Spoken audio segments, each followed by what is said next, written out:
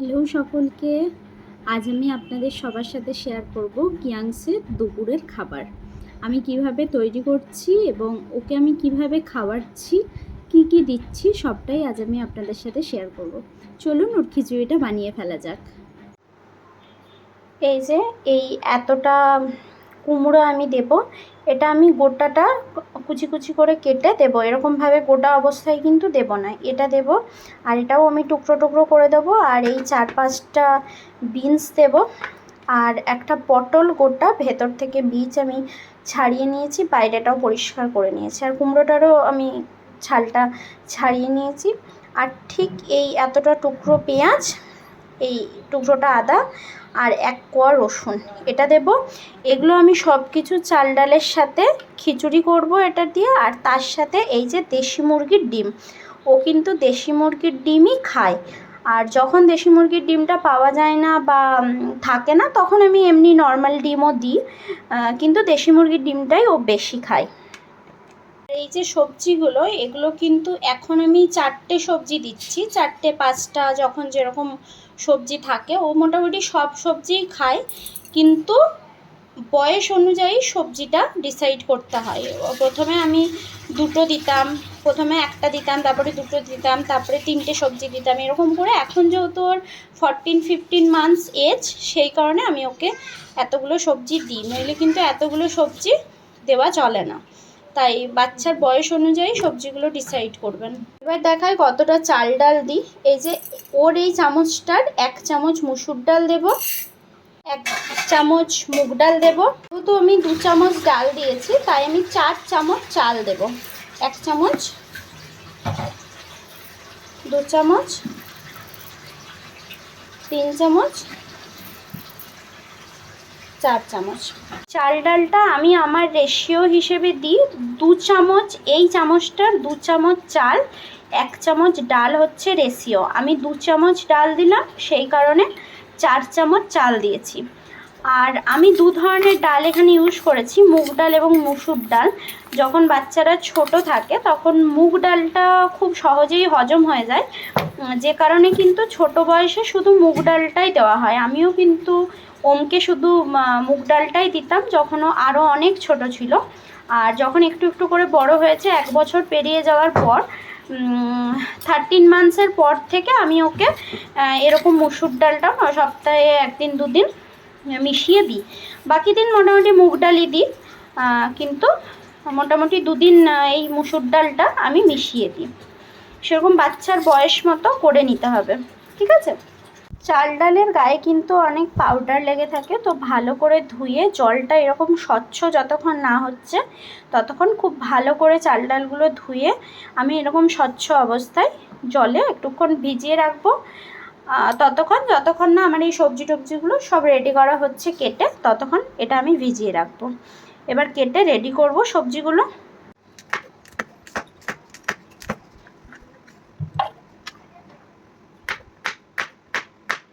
বাচ্চাকে বাইরের খাবার না খাইয়ে যদি একটু চেষ্টা করা যায়, যে কষ্ট করে, একটু কষ্ট হয় মায়েদের, কিন্তু একটু যদি চেষ্টা করে বাড়ির খাবারটা খাওয়ানো যায় বাচ্চাকে, তো সব দিক থেকে বাচ্চা হয়ও হেলদি, সুস্থ থাকে। এবং বাইরের খাবারটা যতটা সম্ভব বড়দেরই অ্যাভয়েড করা উচিত, তো ছোটোদের তো আরও বেশি করে। যত অ্যাভয়েড করা যায় ততটাই ভালো আর কি। আমার ছেলে কিন্তু এখনও পর্যন্ত বাইরের কোনো স্যারিল্যাক্স বা কোনো বাইরের প্রোডাক্ট খায় না, ফর্মুলা মিল্ক ও কিন্তু খায় না এখনও পর্যন্ত। আমি কিন্তু সমস্ত খাবারই ওকে বাড়িতে বানিয়ে দিই, ও সব হোমমেড খাবারই ও খায়। তাতে বাচ্চার শরীরও সুস্থ থাকে, গ্রোথও ঠিকঠাক থাকে, সব কিছুই মোটামুটি, শরীর খারাপও কম হয়, ডাক্তারের কাছে যেতে কম হয়, ওষুধ কম খেতে হয়, সব দিক থেকেই মোটামুটি সুবিধা। একটু কষ্ট করে যদি বাড়ির খাবার খাওয়ানো যায়। আর খিচুড়ির মতন উপকারী জিনিস তো কিছু নেই, খিচুড়ি ভীষণ ভালো। শুধু চাল ডাল দিয়েও যদি খিচুড়ি করে দেওয়া হয় বাচ্চাকে, তাহলেও সেটা কিন্তু খুবই ভালো।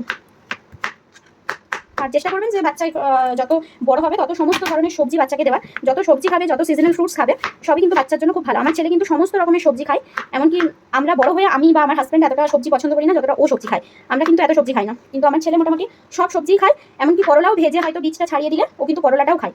ও কিন্তু সব ধরনের সবজি খায়, ভেন্ডি খায়, সব খায়।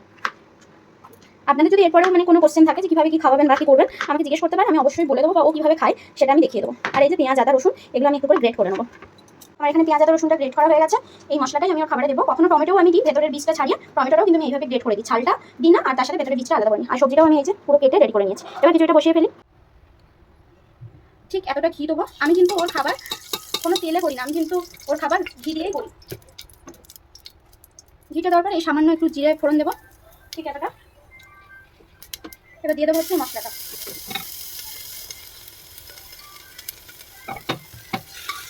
মশলাটা একটুখানি দিয়ে নেড়ে নেবো। তারপরে আমি দিয়ে দেবো এইসব সবজিগুলো দিয়ে আমি একটু ভাজবো সবজিগুলো।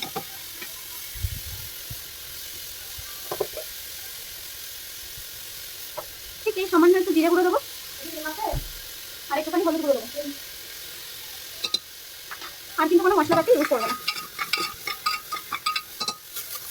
বাচ্চাদের তো একটু খাবারটা টেস্টি করে দেওয়া দরকার, সেই জন্য যতটা পারা যায় আর কি একটু। এবার চাল ডালগুলো দিয়ে দিলাম, একটু নেড়ে চেড়ে একটু ভেজে নেবো। আর আরেকটা কথা খুব ইম্পর্টেন্ট, আমি কিন্তু ওর কোনো খাবারই চিনি ইউজ করি না এখনো পর্যন্ত।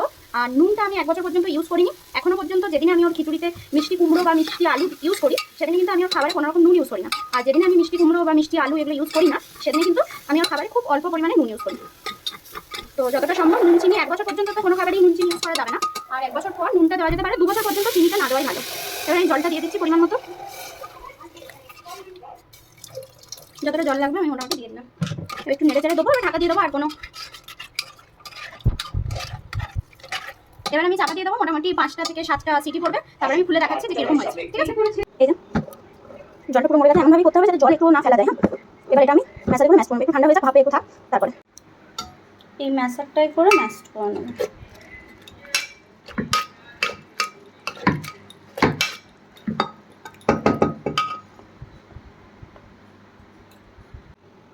এটা ম্যাশ করা হয়ে গেছে, এবার একটু ঠান্ডা করে ওকে খেতে দেবো। এই যে খাবার মোটামুটি রেডি অলমোস্ট। এই চামচটা মোটামুটি 8 চামচ মতো খাবে, 3 চামচ।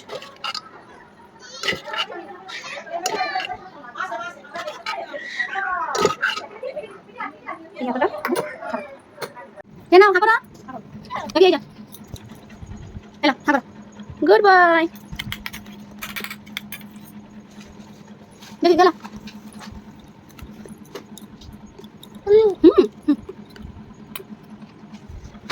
ওই এপিটা বের করো তো। ওই পটেটো, এই যে পটেটো, এটা কি টমেটো?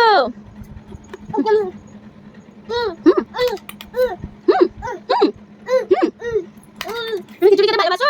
আমি দিকে তাকাও, তুমি খিচুড়ি খেতে কি ভালোবাসো? ভালোবাসো? কেমন আছে খেতে? দেখি মুখটা, দেখি মুখটা। চলো।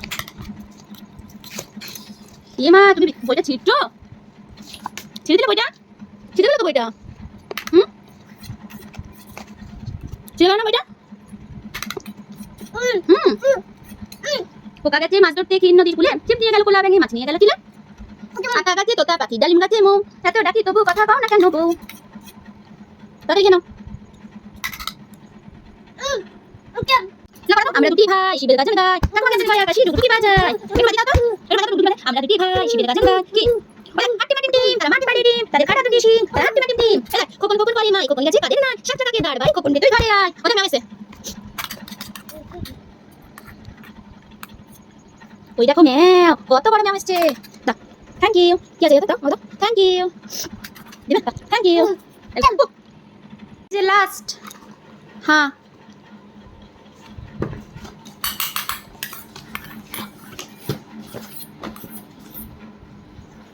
Good bye. হ্যাঁ